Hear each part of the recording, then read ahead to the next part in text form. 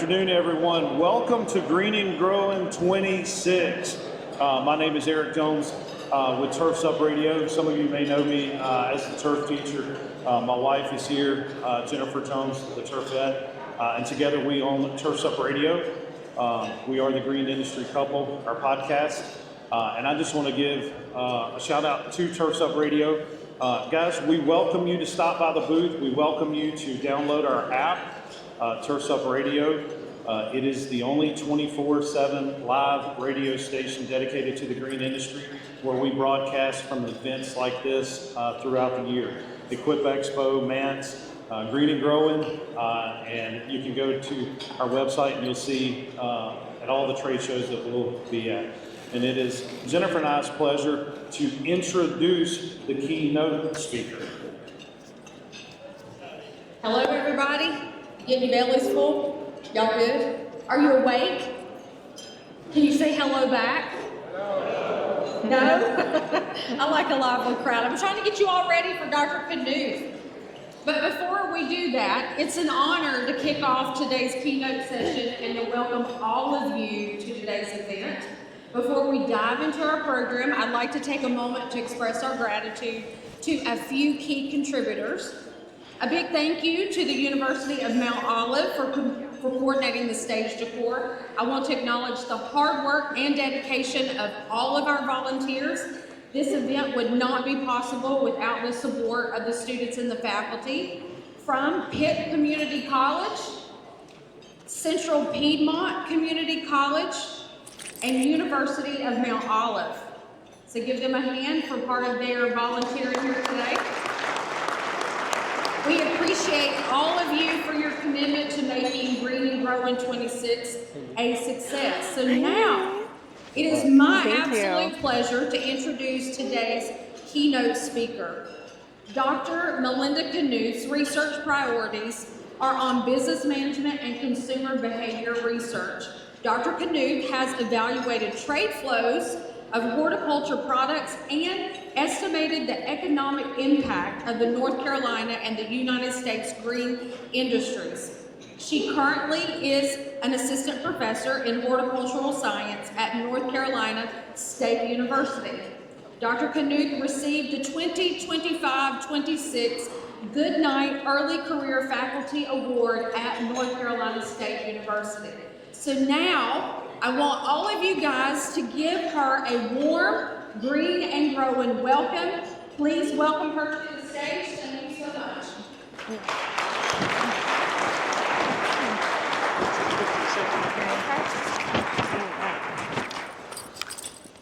All right. Thank you. You're welcome. Good luck with everything. All right. Okie dokie. Hello, everyone. How are we today? It's so nice to see all of you. All right. So we're going to get started. Oh, let's see. Okay.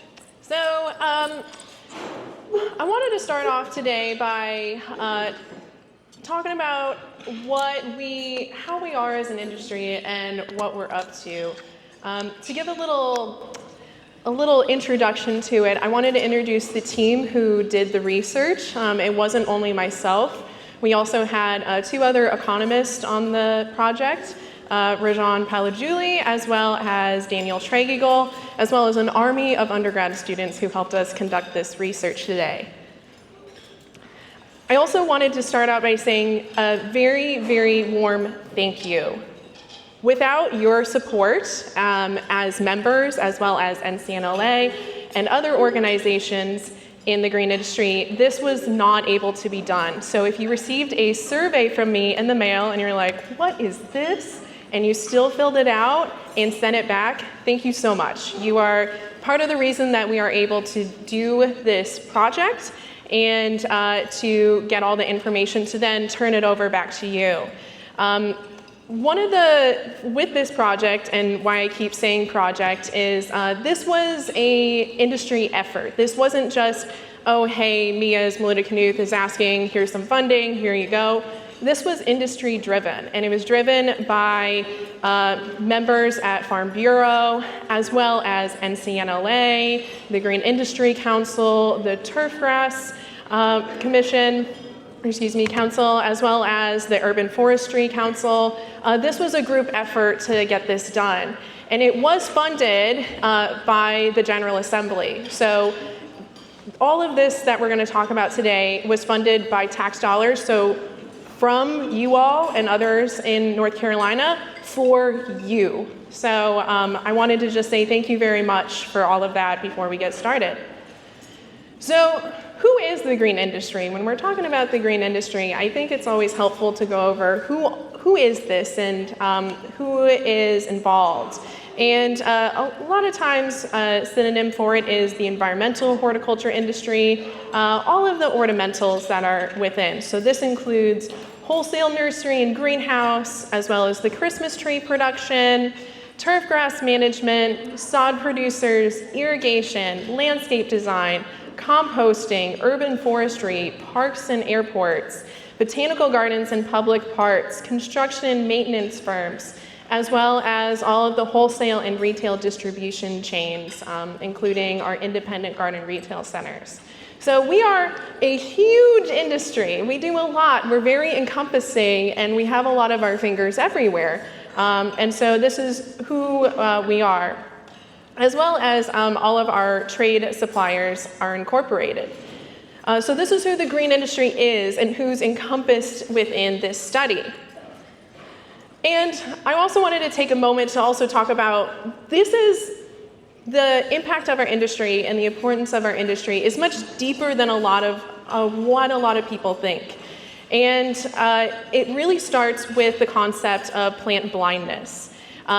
This is a physiological response that sometimes we talk about when in behavioral economics as well as in psychology. And it's what happens when people are in an area and they ignore their plants around them.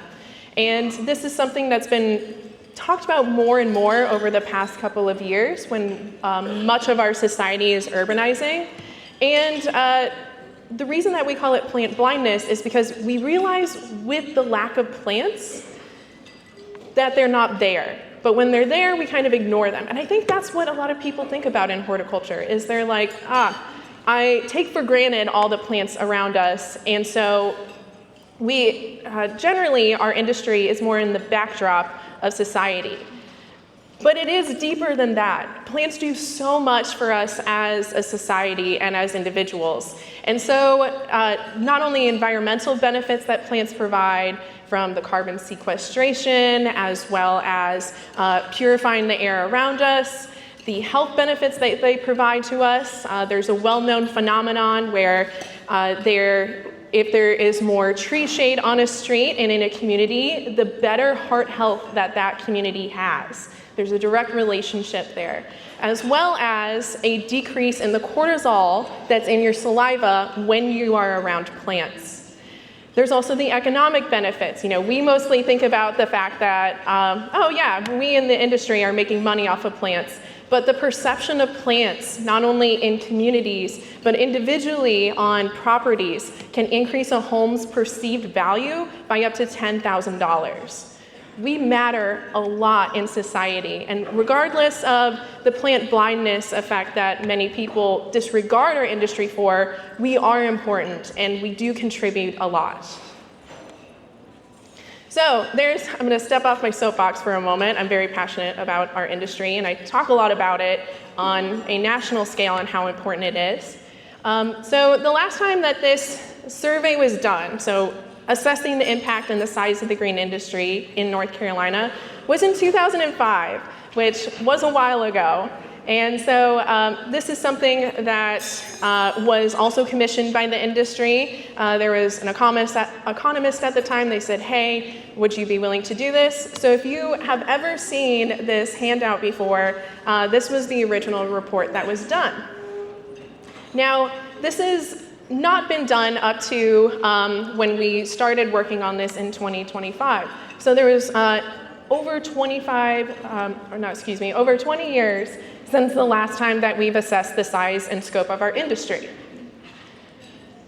So I wanted to start first with the headliners. So what are the big important numbers that we're going to talk about here today? And so the first headliner that I wanted to talk about out of the report is our direct contribution. So this was $9.5 billion with a B.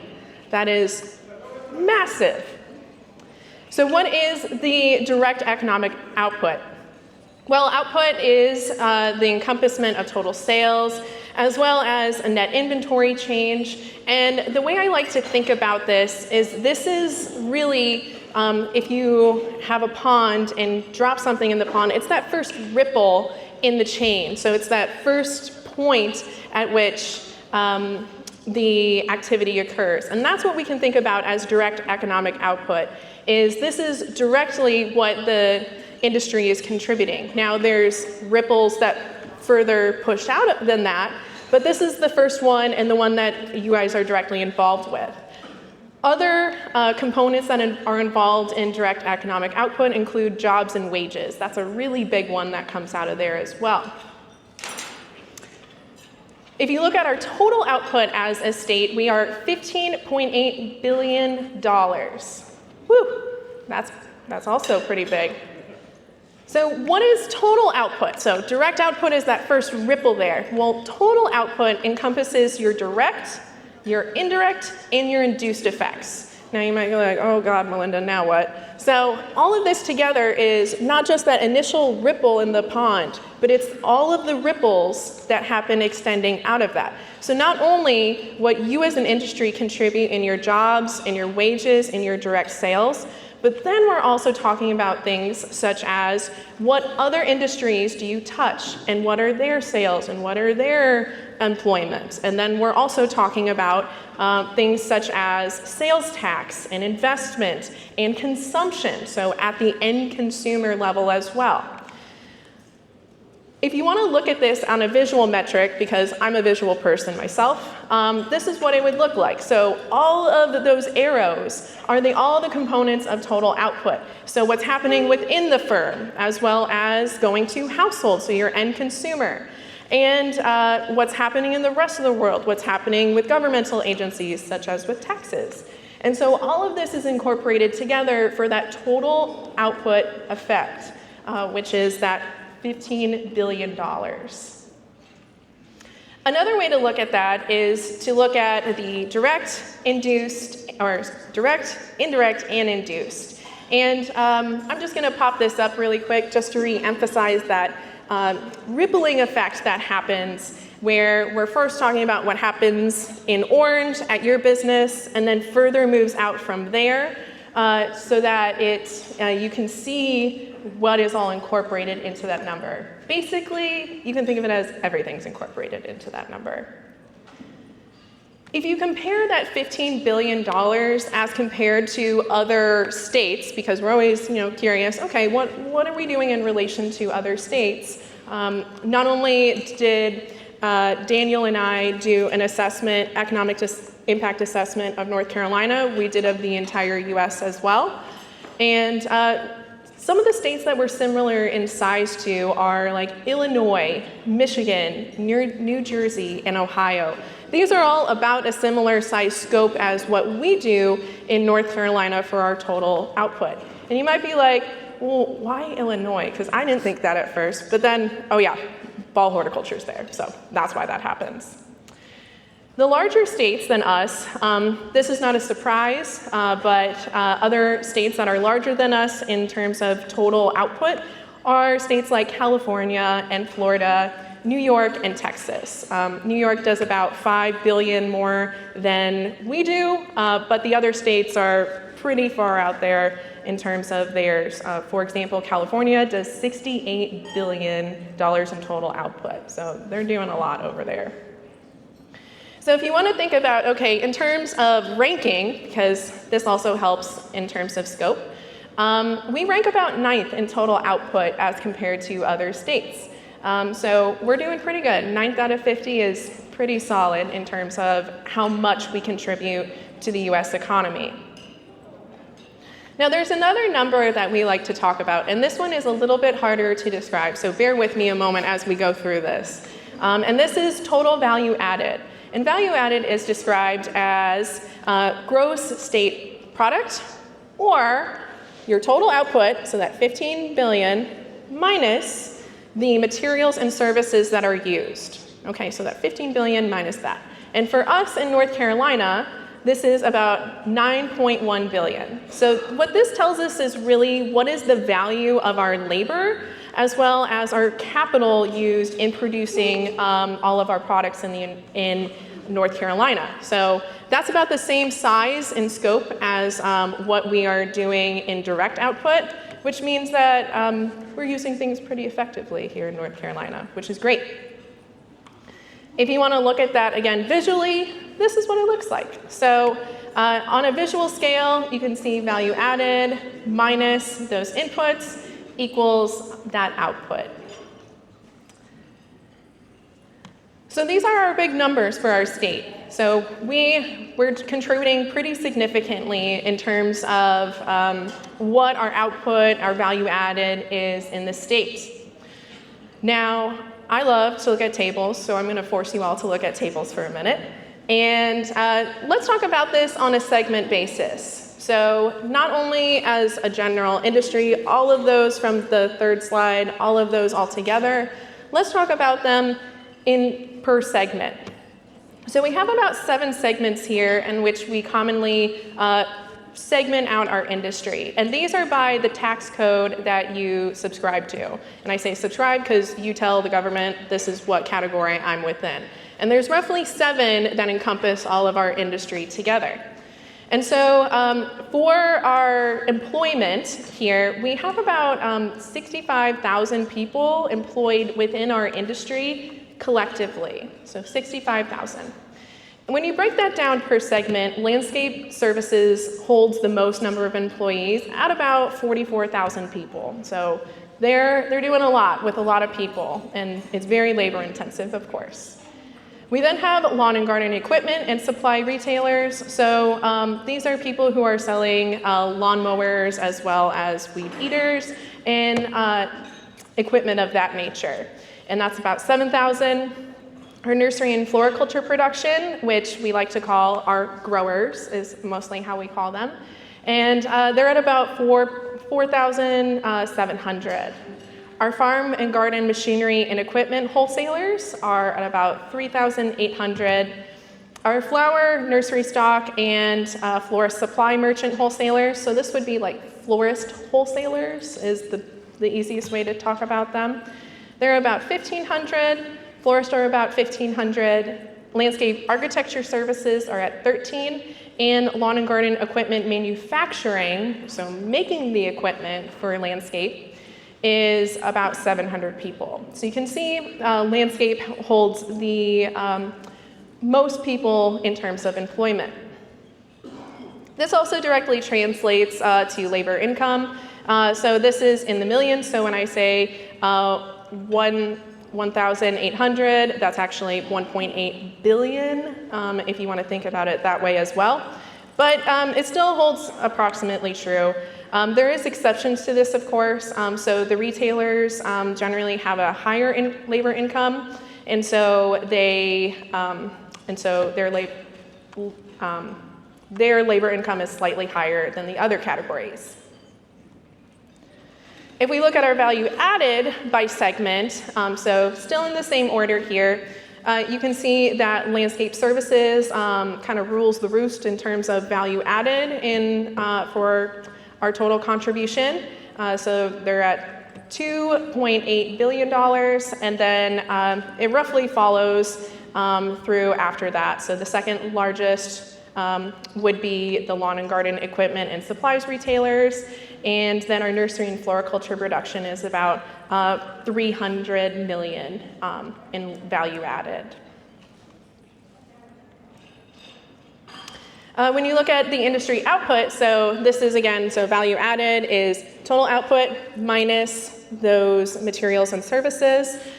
Industry output is all of it together without subtracting anything. And you can see here that landscape services contributes about $5 billion into our industry. Those lawn and garden equipment retailers, about $1 billion. Our nursery and floriculture production is about $600 million. The The farm and garden manufacturing wholesalers is about 1 million, and then our floral wholesalers and our florists contribute a little bit under that, and then manufacturing is about 500 million. So that's where we're at in terms of the categories across the board. So what does this mean over time? So we have these, we have each of these segments, and we also have the total contribution. But how do we compare to years past? And so let's take a step back in time for a moment and compare these to the 2005 numbers, because this tells us about actual health in our industry. So we are contributing these large dollar values to the overall economy, but are we still trending upwards? And the answer to that is yes, we're doing great. So if you compare, so direct and total, so you remember direct is that first ripple in the pool, and total is all the ripples in the pool. If you, direct is blue and total is orange. If you compare across 5-year increments approximately, so 2005, 2010, 15, 2020, and then 2023 when we repeated, you can see that we are doing more, substantially more than we did in 2005. If you look at our direct, in 2005 we were doing about 6 billion in total direct, or excuse me, not total direct, that was an oxymoron, in direct. And then in 2023, we're again doing about 9 billion. So we grew over a 20-year period in $3 billion in direct output, which is great. That is fantastic. I'm very excited about it. I hope you are. We had that little dip in 2010, and I hope that intuitively makes a little bit of sense because we had the 2008 market crash. How our industry functions is usually if there's some sort of downturn or negative effect on the economy, we see the effect 2 or 3 years later. And so we didn't see the effect directly in 2008. We saw it in 2010, and 2011 is when we saw the downturn after the 2008 crash. Now you're gonna notice there was no blip really with COVID, and that's because we had some great years. With all of what was going on and people were forced to stay home, they were doing lots of landscaping, they were doing lots of home improvement, they were doing lots of hobbies, and that was very, very beneficial to our industry. And so that's why we see we're continually going up. So overall, we are doing great. If you look at our value added over time, you can see that the value added had a little blip there in 2020. That is, of course, because material costs increased. And so that's why value added shows and has that little bump there in 2020. But if you compare us to 2005, you can see we were right around 3 billion in terms of our value added, and then we moved up to 9 billion. So compared to our total output minus our services and materials, we had a pretty large growth spurt there over the past 20 years. Now let's talk about labor. Now this, I feel, as an economist, I feel this is the most interesting part of this whole report. And that is, if you look at the bars, the blue bars, really stay consistent over time. So 2005, 2010, 2015, 2020, 2023, those bars aren't changing much. Total employment, it's doing a little bit of movement, but overall, not so much. And when we first saw this number, we were like, oh my God, what happened? But from thinking about it and rechecking our numbers and speaking with industry people, the conclusion here is that we are doing more output with the same number of people. Same number. If you compare what we did in 2005, we had 60,000 employees. We now have about 68,000 employees. So we are doing 3 billion more in output with the same number of people, which shows that the industry is very innovative, even with our labor challenges, which I think is pretty cool. If you look at our total contribution here, so I just wanted to reiterate, our direct is about 65, and then our total is about 99, total meaning all the ripples in the pool. And if you look at our employment, and this is reported from the survey that you guys did, so again, thank you for doing it. So this helped us understand these more. On average, about 80% of employees in our industry are permanent, about 12% are temporary, and about 8% are some sort of H-2A, H-2B situation. And so most of our employment are people who are consistent and who are kept on the business. All right, so let's look at imports and exports. Because we are not singular in what we do in our state. We do some exporting to other states, and we do some exporting externally, and same thing with imports. So first, let's talk about exporting. If you look at our exports, we do about $1.3 billion in exports domestically, and this means to other states. So we're doing a lot of commerce with other states. And most of this is in landscape, which I found very interesting.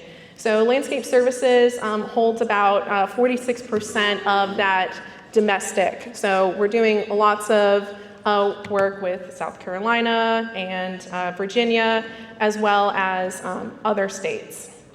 What was interesting is that the farm and garden machinery wholesalers, they contributed the largest in terms of foreign exports. So doing lots of exporting for the machinery that's not built, but selling that machinery to entities external to the United States.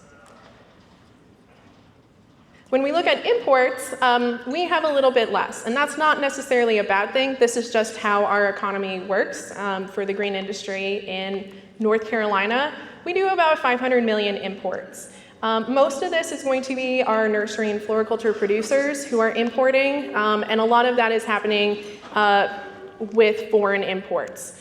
This intuitively makes a lot of sense. A lot of our cuttings and a lot of our seed is imported in, and so that captures most of what's going on there. And taxes, our favorite word. All right, so all facetious, of course. So if we look at our tax contribution, we are contributing about $1.2 billion in direct tax and about $2 billion in total tax contributions. This is not necessarily happening on the county level or the sub-county level. A lot of that is happening at the state and the federal level.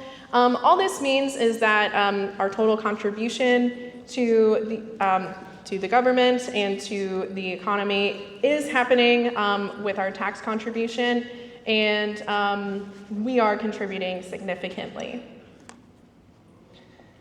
All right, and then the last topic that I wanted to focus on for this presentation was talking a little bit about perceptions and attitudes in the industry. And this is an area I'm super interested in researching, which is why I added these to the survey. So thank you again for doing that.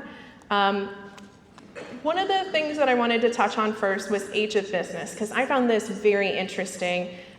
Is that a lot of the businesses in our industry are multi-generational, like having a 50, 60-year-old business or older. It's not a singular person. This is a multi-generational business. And that speaks a lot to, again, the health of the industry. If we have a lot of new businesses, so young is how you might want to think about that. If we have a lot of these young businesses, that means a lot of the older businesses in our industry are going out of business. But we actually have a lot of older businesses that have been around multi-generational. Again, really speaking to the health and vigor of the industry. The oldest businesses appear to be Christmas tree growers, which I thought was super interesting. But across the board, there was a pretty good health in terms of age of business. When we compare across that factors that impact business, and these are reported from people within the green industry, we asked them to rank them on a scale of 1 to 4. 1 being, this is not an issue, or 4, this is a big thing that really impacts our business. And we saw across the board that most people didn't feel anything was incredibly taxing on them, but some stood out. Those are the threes that you see. So for example, when we look here, we can see that market demand as well as hiring employees, those continue to be issues that people are citing as major factors that are affecting business. Another one I found that on the very end there, weather continually was one. That's not surprising to see. We were asking in 2024, and what happened? Hurricane Helene. And so I wasn't terribly surprised to see that, but weather is a big factor that businesses reported. We also asked about factors that impact price. So again, 1, if they felt that it wasn't a problem at all. 4, as in yes, a really big problem. And you can see cost of production as well as competitive pricing. And in this one, labor didn't come through as much as in other categories, but this was, or transition planning was another one that really showed out here. This is helpful to understand in terms of where's the hurt? Where is everybody hurting in the industry? And this also helps us as researchers know where can we potentially help you? Like, okay, well, what are the problems that you're experiencing? How can we help you potentially fix these? And then lastly, we also asked about factors that impact the geographic range of market area. The big ones here were transportation and production. And so this is helpful to know in terms of how can we expand, typically geographic area. If we expand that, we can expand our target markets, we can then expand our sales, we can then expand our total output. And so understanding how this affects people can be very helpful to know as well. Okay, so that's what I got for you today. So that was the report that we did. We are planning to do a little bit more into reporting on individual segments here, but overall the conclusions that we have are the industry is healthy and it's doing great. For all the uncertainty that we have had and we've been discussing over the past basically 5-6 years now, we're still doing great. And overall, it appears that the industry as a whole is able to function and contribute to the economy effectively. We're also doing meaningful work for the state and for the nation. Numbers like this are really helpful to share, again, at the General Assembly as well as with other industries, because we contribute to both the state and the nation at a significant level. And then, of course, I wanted to reshare those numbers. So our total output is 9 billion. I did it again. Oh my gosh. Our direct economic output is 9 billion. Our total output is 15, and our value added is 9 billion. So not small numbers there. All right. Well, again, thank you so much for your time. I hope you have a wonderful conference, and I'll be hanging around if anyone has questions for me. So thank you.